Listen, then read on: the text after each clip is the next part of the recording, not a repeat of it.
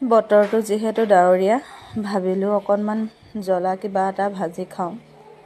চালোঁ গুটি আলুগুটি পালোঁ, তাতে জাতিলাও বাকলি দি পেলাই অলপ ভাজি লৈছোঁ। ভাজি জোখমতে নিমখ হালধি দিলোঁ। দিয়াৰ পাছত আকৌ অকণ ভাজি লৈছোঁ। ভাজি অকণমান ঢাকন মাৰি দিয়াৰ পাছত এয়া আমাৰ আলু হৈছেগৈ আৰু। তাতে ভাবিলোঁ নৰসিংহ পাত দুখিলামানো দি দিওঁ, খাই অলপ ভাল লাগিব।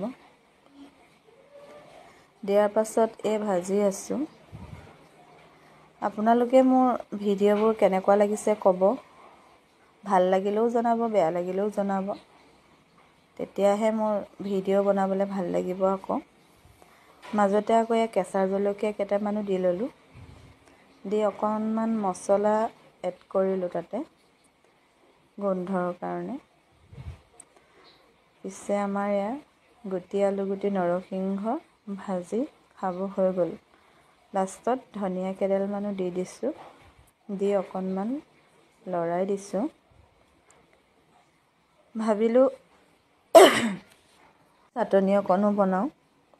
এফালে নৰসিংহ পাত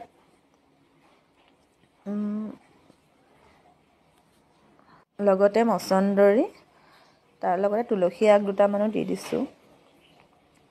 দিয়া সকলোবোৰ মই মিক্সিত দি তাত নহৰু দুটুকুমান, আদা আৰু কেঁচা হালধি এটুকু, জলকীয়া 4টা,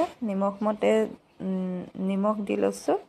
দিয়াৰ পাছত তাত ধনিয়া দি এটা মই পেষ্ট বনাই লৈছোঁ। পিছে আমাৰ খাব ৰেডি হ'ল। এয়া চাটনি, গুটি আলুগুটি নৰসিংহ ভাজি, এইফালে জাতিলাও দালি। খাই লওঁ আৰু।